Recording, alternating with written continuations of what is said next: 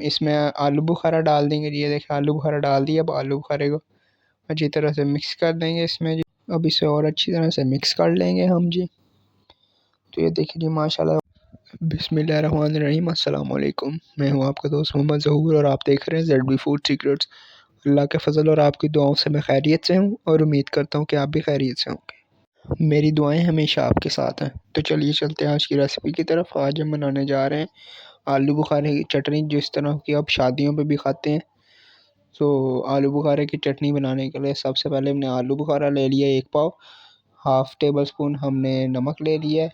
बादाम ले लिए, पिस्ता ले लिया, चारों मगज़ ले लिए, half table spoon chaat masala ले लिया, हाफ़ टेबल स्पून लाल मिर्च ले लिए, थोड़ा सा फूड कलर ले लिया, हाफ़ टेबल स्पून हमने ब्लैक पेपर ले लिया जी। तो जी अब एक और हमने हाफ़ लीटर पानी भी ले लिया जी। तो हम दूसरी तरफ फ्लेम ऑन कर देंगे जी। अब हम पैन में पानी डाल देंगे, हाफ़ लीटर जो हमने लिया हुआ था जी, पानी डाल देंगे। अब हम इसमें आलू बुखारा डाल देंगे जी। ये देखिए आलू बुखारा डाल दिया। अब आलू बुखारे को अच्छी तरह से मिक्स कर देंगे इसमें जी। मिक्स करेंगे आलू बुखारे को इसमें। अगर अभी तक आपने हमारे चैनल को सब्सक्राइब नहीं किया तो चैनल को सब्सक्राइब करें और वीडियो को लाइक कर दीजिएगा जी। तो ये देखें जी माशाल्लाह आलू बुखारा अच्छी तरह से मिक्स हो गया और ये बॉयल भी होने लग गया, उबाला आ गया इसे। अब इसमें एक एक करके मसाले डाल देंगे जी। मसाले डालेंगे इसमें एक एक करके। और हमने इसमें हाफ़ केजी चीनी भी डाल दी है जी। नमक भी डाल देंगे इसमें जी।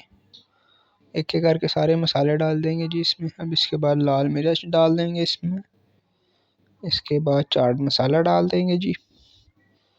इसके बाद फूड कलर भी डाल देंगे और सबसे आखिर में ब्लैक पेपर डाल देंगे जी। अब ये सब डालने के बाद अब इसे और अच्छी तरह से मिक्स कर लेंगे हम जी। तो ये देखिए जी माशाल्लाह और अच्छी तरह से मिक्स हो गए हैं और उबाला भी आ गया है। अब इसमें जो हमारे मेवा जात थे अब वो डालना शुरू करेंगे एक एक करके। सबसे पहले हम इसमें बादाम डालेंगे, बिस्मिल्लाहिर्रहमानिर्रहीम। अब हमारे पिस्ते जो थे वो डाल देंगे जी। अब इसमें चारों मगज़ डाल देंगे। अब इसे थोड़ी देर के लिए फिर उबालेंगे ताकि ये और अच्छे जायका इसका और अच्छा हो जाए और खाने में इसको और मज़ा आए। अब इसको और थोड़ी देर फ्राई करके उबाल के हम आपको डिश आउट करके फाइनल रिज़ल्ट दिखाते हैं इसके जी। तो ये देखें जी माशाल्लाह इसका रिज़ल्ट कितना अच्छा है। आप इसे सिल्वर पेपर से गार्निश भी कर सकते हैं जी।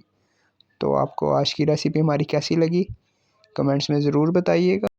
चैनल को सब्सक्राइब और वीडियो को लाइक कर दीजिएगा। मिलते हैं अगली वीडियो में किसी नई और मज़ेदार रेसिपी के साथ। तब तक के लिए अपने भाई मोहम्मद ज़हूर को इजाज़त दीजिए। अल्लाह हाफ़िज़।